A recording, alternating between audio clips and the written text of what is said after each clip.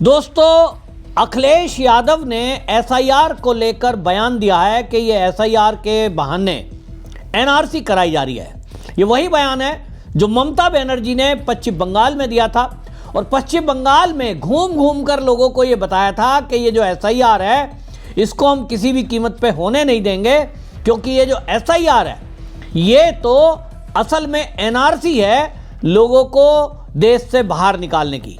वही गलती जो ममता बनर्जी ने की, वही गलती अब अखिलेश यादव करते हुए दिखाई दे रहे हैं। अखिलेश यादव ने कह दिया कि ये जो एसआईआर हो रहा है ये एसआईआर नहीं, एनआरसी है। अब एनआरसी का मतलब क्या है?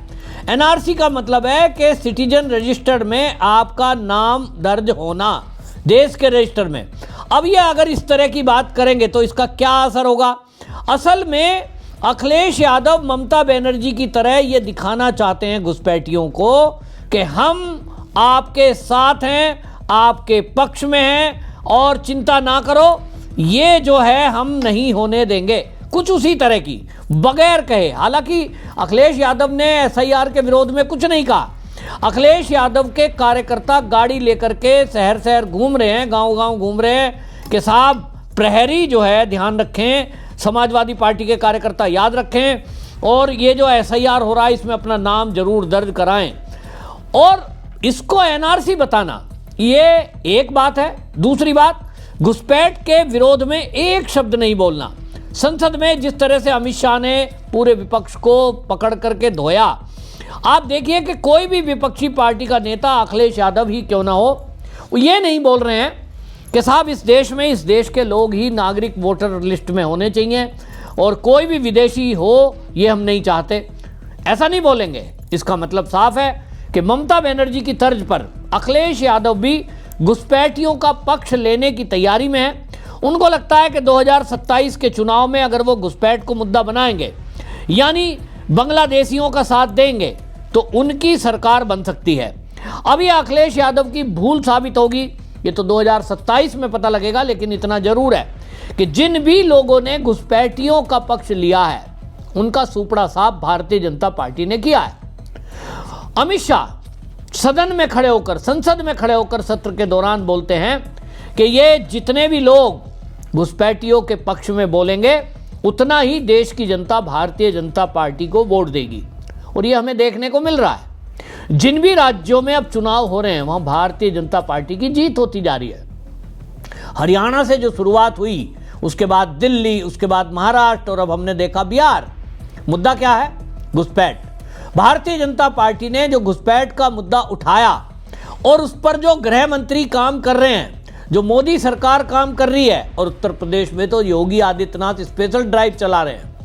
अखिलेश यादव एक तरफ कह रहे हैं कि देखिए घुसपैठियों को ढूंढ रहे हैं, इनको 11 साल हो गए और अभी तक इनके पकड़ में घुसपैठिए नहीं आए। तो भाई अखिलेश यादव जी, आपकी सरकारों में क्या हुआ? आपकी सरकारों में तो सारी सरकार कौन चला रहा था? आजम खान चला रहे थे। और आजम खान जब सरकार चला रहे थे तो पुलिस वालों को और प्रशासन को क्या आदेश था? इन घुसपैठियों पर कोई कार्रवाई हो ही ना जाए। आपकी सरकार में तो कोई कार्रवाई हुई नहीं, ना किसी को गिरफ्तार किया गया, ना कोई जांच हुई। और अब अगर चुनाव आयोग एसआईआर करा रहा है तो आप उसको एनआरसी बता रहे हो।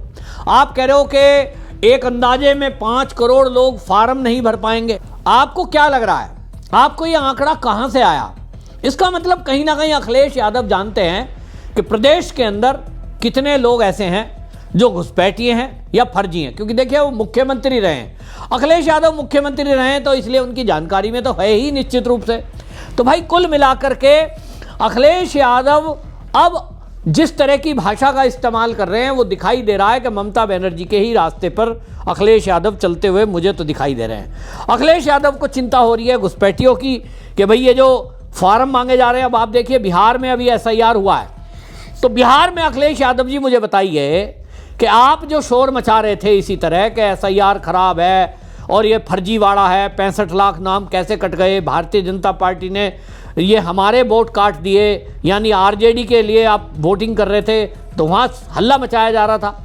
लेकिन अब रिजल्ट आने के बाद तेजस्वी यादव ने एक भी शब्द इस क्या एसआईआर पर बोला है, क्या ईवीएम पर बोला है? उत्तर है नहीं। क्योंकि वो जमीन पर गए और उनको पता है कि रिजल्ट यही आना था। आप उत्तर प्रदेश की जनता को बहकाने की कोशिश कर रहे हैं कि भाई आपको अभी से लगने लगा है शायद कि मैं चुनाव हार रहा हूं। योगी आदित्यनाथ के चलते उत्तर प्रदेश में अब अखिलेश यादव की वापसी नहीं हो सकती, ये तय है। क्योंकि उत्तर प्रदेश की बात छोड़ दे, पूरे भारत का बच्चा बच्चा ये कहता है कि योगी जी तो अब वो हैं जिनको देश का प्रधानमंत्री बन जाना चाहिए।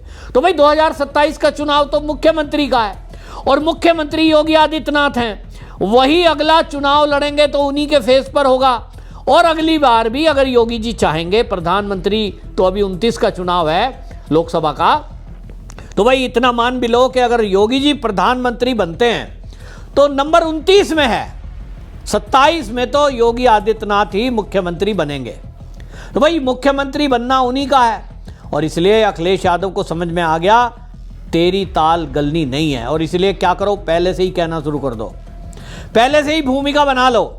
जैसे बिहार में हो रहा था कि कांग्रेस को लग गया था कि वहां उसका कोई आधार नहीं है, तो राहुल गांधी ने वोट चोरी यात्रा निकाल दी।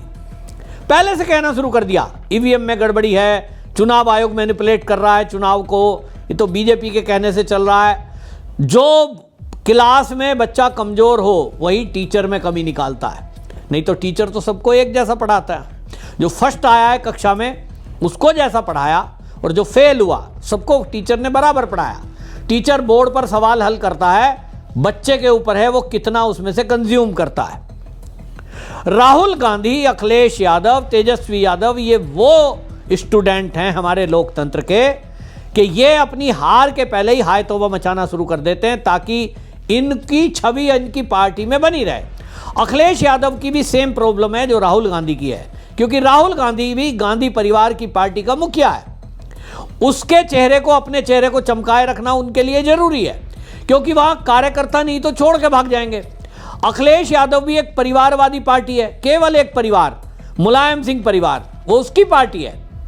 तो अपने को सुपर दिखाने के लिए उनके लिए ये जरूरी है कि कभी वो ईवीएम में गड़बड़ी बताएंगे, कभी वो एसआईआर में गड़बड़ी बताएंगे और कभी वो एसआईआर को एनआरसी बताएंगे, ताकि जो कट्टरपंथी सोच के लोग हैं, खासतौर पे जो घुसपैठिए हैं बांग्लादेश के, वो ये समझें कि अखिलेश यादव उनका हितैषी है। क्योंकि देखिए 100% बांग्लादेशी घुसपैठिए वोटर लिस्ट से बाहर हो जाएंगे, इस पे आशंका है। क्योंकि जैसा मैंने पहले भी बताया है कि उत्तर प्रदेश में योगी आदित्यनाथ के आने के बाद पुलिस ने एक्शन लिया, कई सारे गिरोह ऐसे पकड़े गए जिन्होंने पासपोर्ट तक फर्जी बनाए गए। अभी हाल ही में गोरखपुर में ऐसा पकड़ा गया है कि बांग्लादेशी है और फर्जी पासपोर्ट बना रहे हैं, जाली पासपोर्ट बना रहे हैं। तो कईयों ने शादियां कर ली हैं। उत्तर प्रदेश में परिवारों में मुसलमानों के अपनी लड़कियां दे दी हैं या लड़कियां ले ली हैं, यानी वहां दामाद बन गए वो। तो जब दामाद बन गए, लड़की दे दी, उनके फिर बच्चे पैदा हो गए, तो उनका तो तीसरी पीढ़ी चल रही है। तो एसआईआर में तो पकड़ में आ जाएंगे, क्योंकि 2003 की लिस्ट से टैली किया जा रहा है। लेकिन वोट बीजेपी को तो नहीं देंगे। अगर वो वोटर हैं घुसपैठिए, बहुत से तो ऐसे भी हैं ना भाई, 2003 की लिस्ट में भी होंगे बांग्लादेशी, उनको निकालना वोटर लिस्ट से तो नामुमकिन है, क्योंकि जिनका 2003 में नाम होगा वो तो रहेंगे। तो अखिलेश यादव ये जानते हैं कि जितने भी बांग्लादेशी घुसपैठिए हैं, रोहिंग्या हैं, इनमें एक भी वोट बीजेपी को तो नहीं देगा, क्योंकि बीजेपी तो इनको बाहर करने की बात कर रही है, एनआरसी लागू करने की बात कर रही है।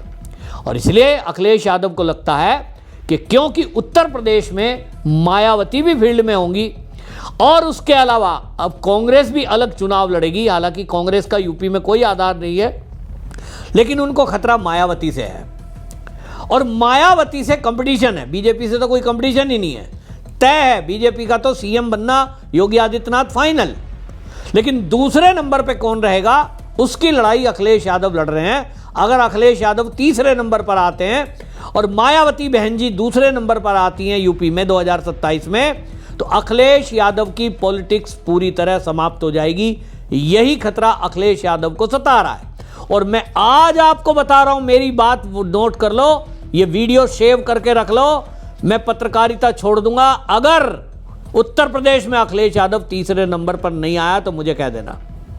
अखिलेश यादव उत्तर प्रदेश में 2027 के चुनाव में तीसरे नंबर पर आएगा और उत्तर प्रदेश में दूसरे नंबर पर जो रहेंगी वो बीएसपी रहेगी, मायावती बहन जी रहेंगी। लोगों को आज भी उनके ऊपर विश्वास है कि अगर मायावती बहन जी हैं, उनका कोई विधायक है तो वो कायदे में भी है, कानून के अंदर भी है और वो कायदे से बात करती हैं। कभी बदतमीजी से बात बहन जी नहीं करती, हमेशा देश हित के फैसले करती हैं। तो नेता प्रतिपक्ष के रूप में भी अगर कोई स्थापित होगा तो वो बहन मायावती जी होंगी, यानी उनकी पार्टी का कोई होगा। वरना समाजवादी का तो कोई अस्तित्व यूपी में बचना नहीं है, क्योंकि जैसे जैसे चुनाव पास आता जाएगा अखिलेश यादव को हम भी एक्सपोज करेंगे और कौन भूल जाएगा कि उन्हीं के पिताजी ने कार सेवकों पर गोली चलाई थी। ये मुद्दा चुनाव में सबसे ऊपर रहने वाला है, इनकी कारगुजारियां। और इसीलिए मैंने कहा ये नंबर 3 पे रहेंगे और इसीलिए बौखलाकर अब ये घुसपैठियों का वोट लेना चाहते हैं और इसीलिए इनको एसआईआर एनआरसी दिखाई दे रही है। आपकी इस पर क्या राय, कमेंट जरूर लिखें, वीडियो शेयर करें। वंदे मातरम।